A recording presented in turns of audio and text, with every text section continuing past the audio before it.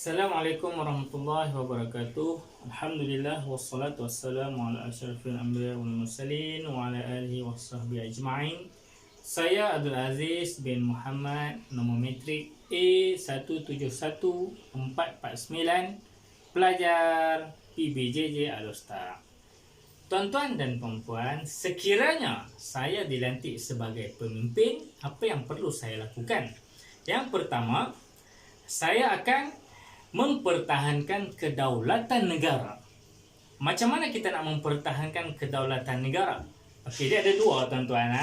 Yang pertama dari segi fizikal dan yang kedua dari segi minda. Fizikal ni macam mana? Kita nak mempertahankan supaya negara kita tidak kembali dijajah. Macam mana kita nak buat tu? Okey, yang pertama saya akan lakukan adalah kempen mencintai negara. Okey, kempen mencintai negara ni kita akan laksanakan. Kita akan masukkan dalam media sosial supaya golongan-golongan muda, golongan-golongan belia di negara kita lebih mencintai negara. Tidak sewenang-wenangnya untuk cuba menggadaikan negara. Okey, yang kedua adalah kita nak menjaga keharmonian berbilang kaum. Seperti mana yang kita sedia maklum, Malaysia adalah negara yang berbilang kaum. Jadi kita nak menjaga keharmonian supaya melalui keharmonian itu negara kita adalah negara yang stabil. Okey. Seterusnya adalah kestabilan politik. Macam mana kita nak menjaga kestabilan politik? Okey, seperti mana yang kita sedia maklum, negara kita adalah negara demokrasi. Kita ada pilihan raya. Jadi bila mana ada pilihan raya ni, kita ada banyak parti. Jadi apa yang akan saya lakukan adalah saya akan menguatkuasakan undang-undang anti lompat parti. Sebab bila mana lompat parti ni, inilah yang menjadi politik yang tidak stabil. Kita tak mau jadi seperti negara Iraq, negara Syria dan negara-negara yang bergolak. Sebab tidak ada kestabilan dalam politik. Okey, seterusnya saya juga akan kempen untuk menjaga kedaulatan negara ni di peringkat sekolah, ataupun kita melaksanakan silibus di peringkat sekolah.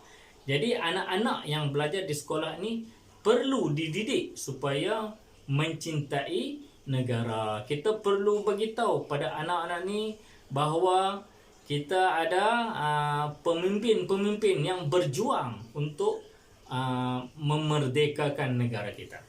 Contoh saya amat setujulah. Kalau ada filem berkenaan dengan mat kilau, cukup trending lah filem tu. Cukup setujulah. Filem-filem seumpama ini diketengahkan. Okey. Itu dari segi fizikal. Kemudian yang kedua adalah dari segi minda. Walaupun negara kita negara yang merdeka, tetapi hakikatnya minda kita masih lagi dijajah. Bagaimana kita nak bersihkan minda kita daripada dijajah? Okey, yang pertama saya akan melaksanakan untuk kembalikan adab berbanding ilmu. Jadi adab tu amat penting lah. Jadi kempen supaya adab tu, pengajian adab tu lebih tinggi lah.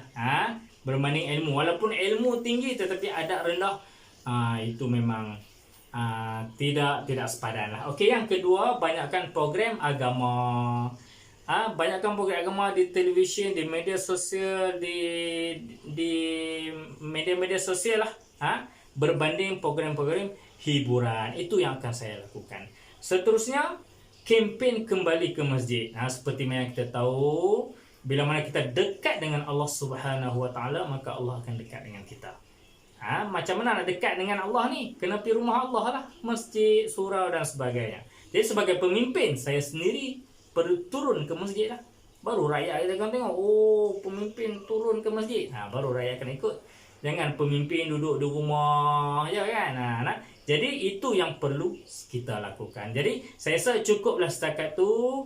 Sekiranya saya dipilih menjadi pemimpin, ini yang akan saya lakukan. Cukup setakat tu. Sekian. Assalamualaikum warahmatullahi wabarakatuh.